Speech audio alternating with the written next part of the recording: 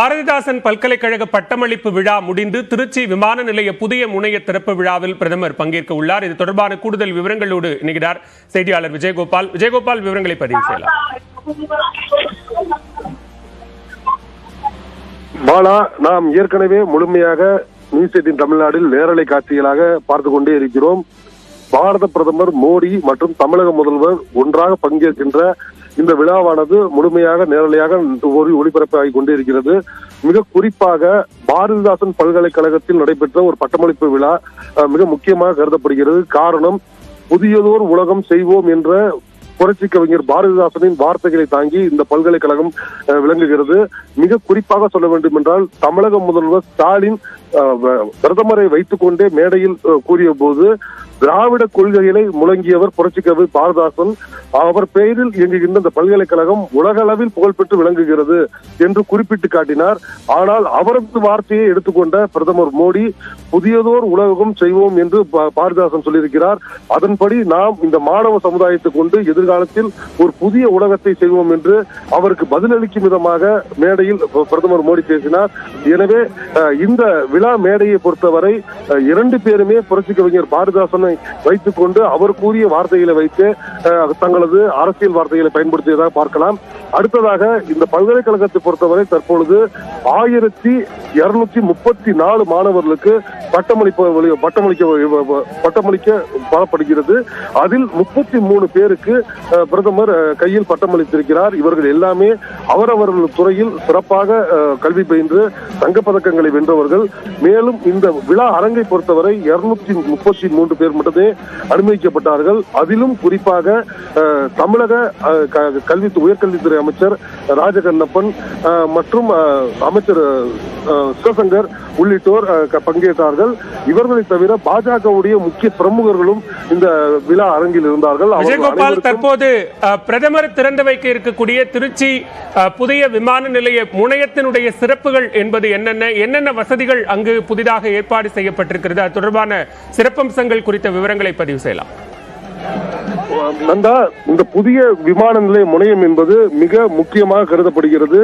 இதற்கு காரணம் என்னவென்றால், இதை பொறுத்தவரை திருச்சி விமான நிலையத்தை பொறுத்தவரை, சர்வதேச விமான நிலையத்தை பொறுத்தவரை கிட்டத்தட்ட இந்திய அளவில் ஒரு புகழ்பெற்ற விமானத்தளமாக விளங்குகிறது. அதிக அளவில் பயணிகளை கையாளக்கூடிய ஒரு விமான நிலையமாக இருக்கிறது.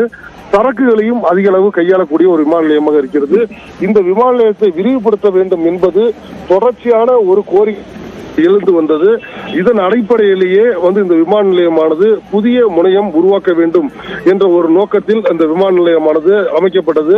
கடந்த கொரோனா காலகட்டத்திற்கு முன்பாகவே திறக்க வேண்டிய விமான நிலையம் கொரோனா காலம் என்பதால் அதற்கு தாமதமானது.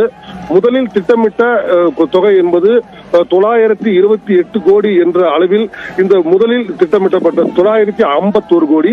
ஆனால் அந்த கொரோனா காலகட்டம் பணி நீட்டிப்பட்டது காரணமாக தற்பொழுது 249 கோடி கூடுதலாக செலவு செய்து மொத்தம் 1200 கோடியில் இந்த புதிய விமான நிலைய முனையத்தை கட்டியிருக்கிறார்கள். இந்த புதிய முனையமானது 60,723 சதுர மீட்டர் பரப்பளவில் 2 அடுக்குகளை கொண்டதாக அமைக்கப்பட்டுள்ளது. இதில் ஒரே நேரத்தில் 4000 சர்வதேச பயணிகள், 1500 உள்நாட்டு பயணிகளை கையாள முடியும். மேலும் இந்திய கலாச்சாரம் பாரம்பரியத்தை உணர்த்தும் கலைநயத்துடன் பிரம்மாண்டமாக இந்த புதிய முனையமானது கட்டப்பட்டுள்ளது. இத்தகைய சிறப்புமிக்க புதிய முனையத்தை தான் பிரதமர் மோடி இன்னும் சில நொடிகளில் திறந்து வைத்து பார்வையிட இருக்கிறார். மேலும் அதே இடத்தில் கிட்டத்தட்ட 20,000 கோடி அளவில் தமிழகம் உட்பட பல்வேறு மாநிலங்கள் பலன் பெறக்கூடிய அளவில் 20,000 கோடிக்கு திட்டங்கள் ரயில்வே துறை மற்றும் பல்வேறு துறைகளின் சார்பில் பல்வேறு துறைகள் சார்பில் நலத்திட்டங்களை பிரதமர் மோடி துவக்கி வைக்கிறார். மிக குறிப்பாக சொல்ல வேண்டும் என்றால், இந்த புதிய முனையத்தை திறந்து வைத்து பிரதமர் மோடி, முதல்வர் ஸ்டாலின், ஆளுநர் ரவி மற்றும் முக்கிய பிரமுகர்கள் அதை நேரடியாக சென்று பார்வையிடலாம் என்றும் கூறப்படுகிறது. மேலும் இங்கிருந்தே பாரத பிரதமர் மோடி தனி விமானம் மூலம் லட்சத்தீவுக்கு கிளம்பி செல்வதாகவும் கூறப்படுகிறது. இத்தகைய சிறப்புமிக்க புதிய விமானமானது விமான நிலைய முனையமானது இன்னும் சிறிது நேரத்தில் திறக்கப்படவிருக்கிறது. இந்த விமான நிலையம் பொறுத்தவரை இதன் மூலம் சர்வதேச அளவில் திருச்சி மாநகரம் மற்றும் மாவட்டம் மிகப்பெரிய வளர்ச்சி அடையும். இதை சார்ந்த சுற்றுலா தலங்கள் திருச்சியில் உள்ள பல்வேறு ஆன்மீக ஸ்தலங்கள் மற்றும் அருகில் உள்ள தஞ்சை பெரிய கோயில், மதுரை உள்ளிட்ட பல்வேறு கோயில்கள் சிறப்பம்சம் பெறும் வாய்ப்பு இருக்கிறது. எனவே இத்தகைய சிறப்புமிக்க புதிய முனையத்தை தான் இன்னும் சில நிமிடங்களில் பாரத பிரதமர் மோடி திறந்து வைக்க இருக்கிறார். நந்தா,